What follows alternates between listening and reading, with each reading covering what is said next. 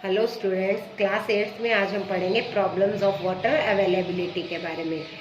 पानी की उपलब्धता के लिए जो समस्याएं हमारे सामने आती हैं उसमें many parts of the world are facing the problem of water shortage. बहुत से भागों में विश्व के पानी की जो कमी की समस्या सामने आ रही है। The main factors of this is uneven rainfall distribution through out the year.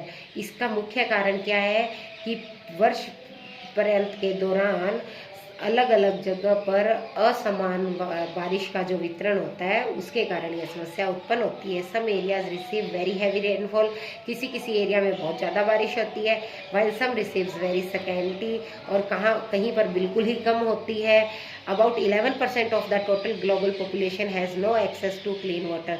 लगभग अगर हम देखें तो 11% जो जनसंख्या है विश्व की, वह मतलब क्लीन वाटर उन्हें प्राप्त नहीं होता। About 30% of water is lost due to leakage, और 30% पानी जो है वो लीकेज के कारण वेस्ट हो जाता है। Dripping tap wastage about 1200 litres of water in a year. एक डिप टपकने वाले नल से लगभग पर एक वर्ष में 1200 लीटर पानी जो है वह वेस्ट हो जाता है। Due to this, some areas face the problem of floods and other face drought। इसके कारण ज़्यादातर जो एरिया है, कुछ एरिया में मतलब बाढ़ की स्थिति और किसी में सूखे की स्थिति उत्पन्न हो जाती है। Large part of south Asia, Africa, north west Mexico, parts of south America and entire Australia face the shortage of fresh water supply. बड़े भूभाग में अगर देखें तो दक्षिणी Asia, Africa, north west Mexico है, साउथ अमेरिका के कुछ भाग हैं और ऑस्ट्रेलिया, यहाँ पर साफ पानी की जो कमी का सामना करना पड़ रहा है। The various factors responsible for water shortage are. बहुत से तथ्य जो है वो पानी की कमी के लिए उत्तरदायी है। Rise in population has led to the increase in demand for water mainly for industries, agriculture and domestic purpose. जनसंख्या में लगातार वृद्धि के कारण पानी की लगातार जो मांग है वह बढ़ रही है, मेनली इंडस्ट्रीज और एग्रीकल्चर के लिए और घरेलू उद्देश्यों के लिए। ग्राउंड वाटर जो है वो ह्यूमन बीइंग के द्वारा अधिक यूज़ किया जाता है। पॉल्यूशन हो रहा है केमिकल फर्टिलाइजर्स और पेस्टिसाइड्स के कारण, और इसकी वजह से जो वाटर बचता है वह कंजप्शन के लिए अनफिट हो जाता है। Rivers and lakes are contaminated due to discharge of untreated sewage, dumping of industrial wastage. River और लेक्स में मतलब जो क्या है वो सीवेज से जो डिस्चार्ज होता है वाटर वह जाकर मिल जाता है, या इंडस्ट्रियल वेस्ट, हाउस होल्ड घरों का कचरा इत्यादि शामिल होता है जिससे वाटर पॉल्यूशन होता है। Uneven distribution of rainfall and precipitation in different season and different parts of the world.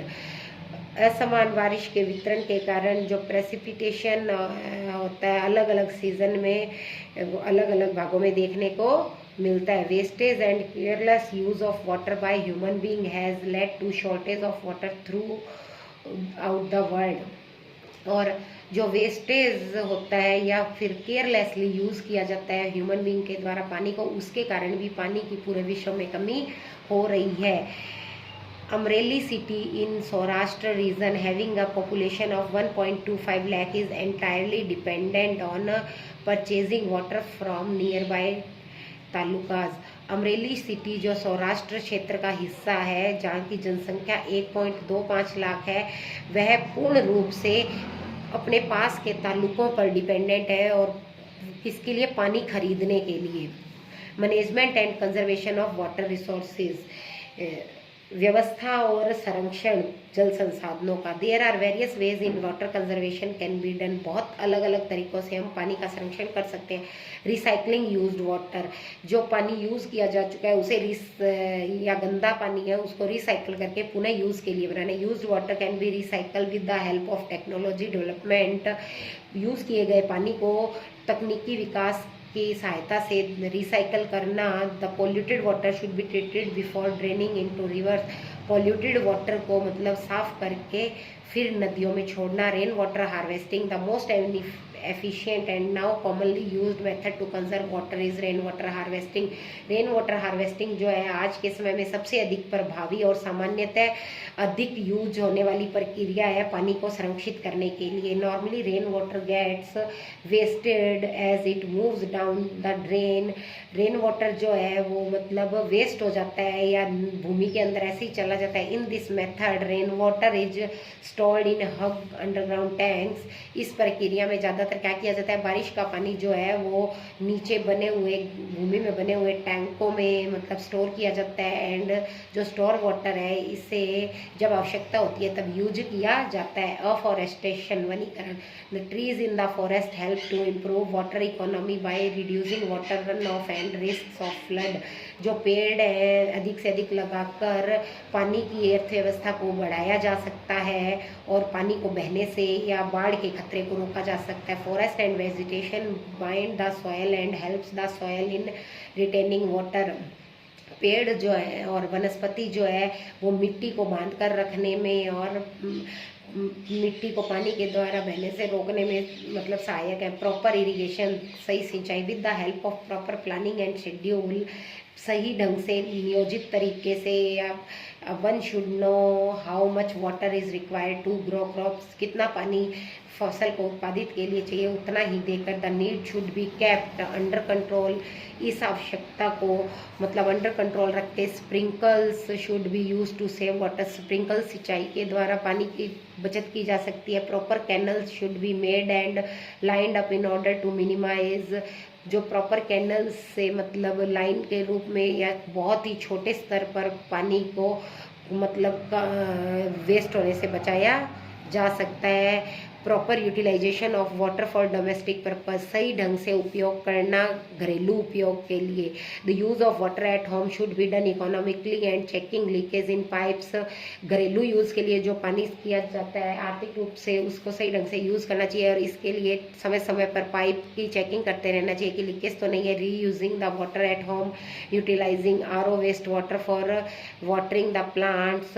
और जो वेस्ट वाटर है घर में यूज होने के बाद उसे दोबारा से यूज़ कर लेना चाहिए। जैसे कि आरओ का जो वेस्ट वाटर है वो प्लांट्स में देने के लिए।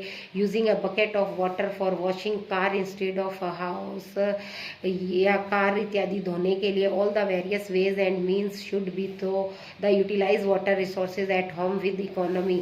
यानी अर्थव्यवस्था के रूप में ही जो घर में यूज़ किया जाता है वाटर वो भी उसी तरीके से यूज किया जाना चाहिए।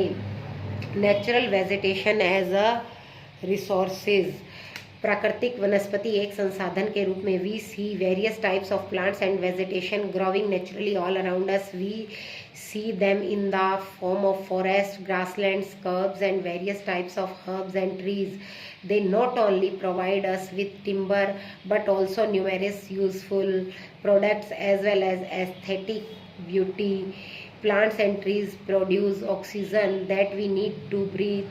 They also protect the soil and act as shelter belts within the storing underground water and provide essential products for our everyday needs. हम यह देखते हैं कि बहुत से पौधे और वनस्पतियाँ प्राकृतिक रूप से हमारे चारों ओर लगे होते हैं। इन्हें हम जंगल के रूप में, ग्रासलैंड, झाड़ियों के रूप में मतलब हर अलग अलग प्रकार से देखते हैं। ये हमारे लिए केवल टिम्बर या अलग न्यूमरस यूजफुल नहीं होते बल्कि इनके द्वारा एस्थेटिक ब्यूटी को बढ़ाया जा सकता है और प्लांट और ट्रीज से हमें ऑक्सीजन मिलती है जो हमें सांस लेने में सहायक होती है। इसके अलावा ये मिट्टी को प्रोटेक्ट करती है, आश्रय छतों को भी प्रोटेक्ट करती है और अंडरग्राउंड वाटर को बढ़ावा देती है और जो हमारे डेली नीड की आवश्यकताएं हैं वे भी पूरी करती है। Distribution of natural vegetation. प्राकृतिक वनस्पति का वितरण। Growth of different types of vegetation. अलग अलग प्रकार की वनस्पति की जो ग्रोथ है वह मॉइस्चर और टेम्परेचर पर डिपेंड करती है। Depending the above two factors the 4 types of vegetation are. ऊपर दिए गए दोनों तथ्यों पर 4 प्रकार के vegetation. Forest area receiving very heavy rainfall and has various types of trees. Forest में ऐसा एरिया जहाँ पर बहुत अधिक बारिश होती है और जहाँ पर बहुत से पेड़ होते हैं। Grassland area which receive moderate rainfall.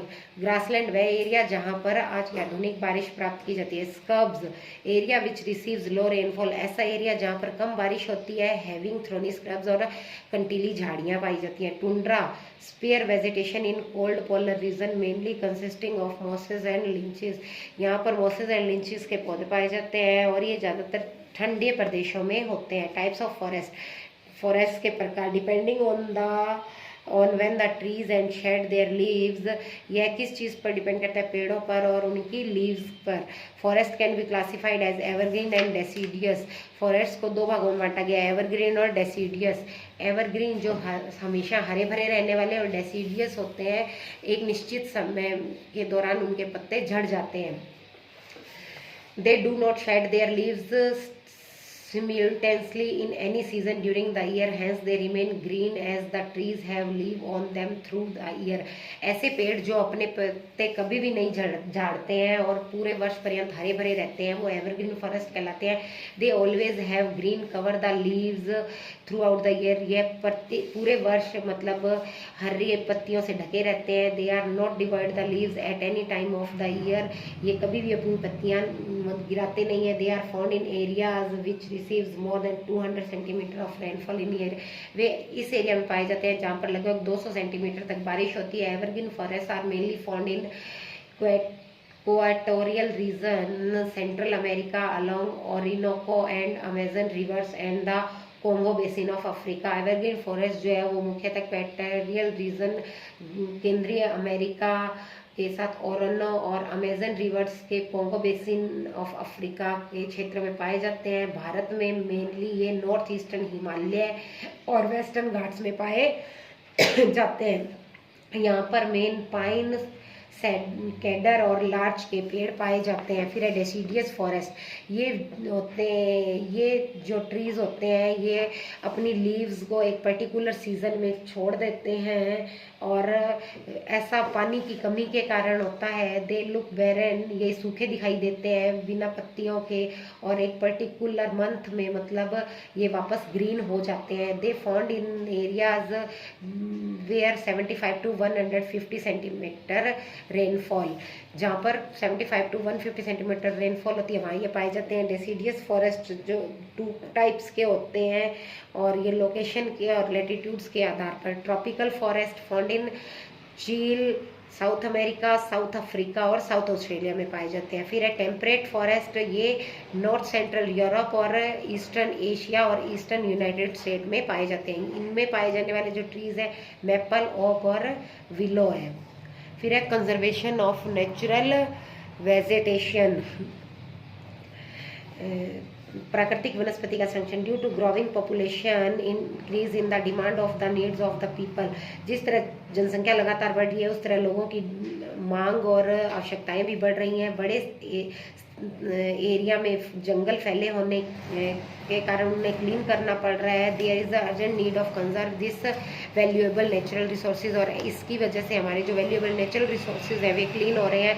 Various ways in which we can conserve natural resources, इन निम्न तरीकों के द्वारा हम नेचुरल रिसोर्सेज को कंजर्व कर सकते हैं। Reducing soil erosion, soil erosion को रोकने के तरीके से। प्लांटिंग मोड, अधिक से अधिक पेड़ लगाकर। नेटिव प्लांट्स फॉर लैंडस्केपिंग, भू निर्माण करके। कंट्रोलिंग फॉरेस्ट फायर, जंगलों में लगने वाली आग को कंट्रोल करके।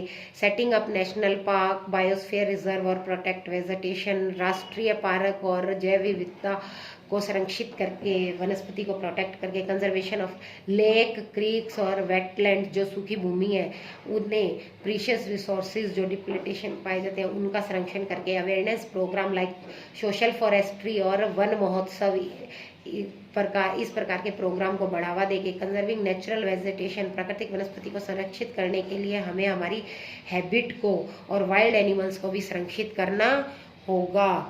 बाकी का हम कल पढ़ेंगे।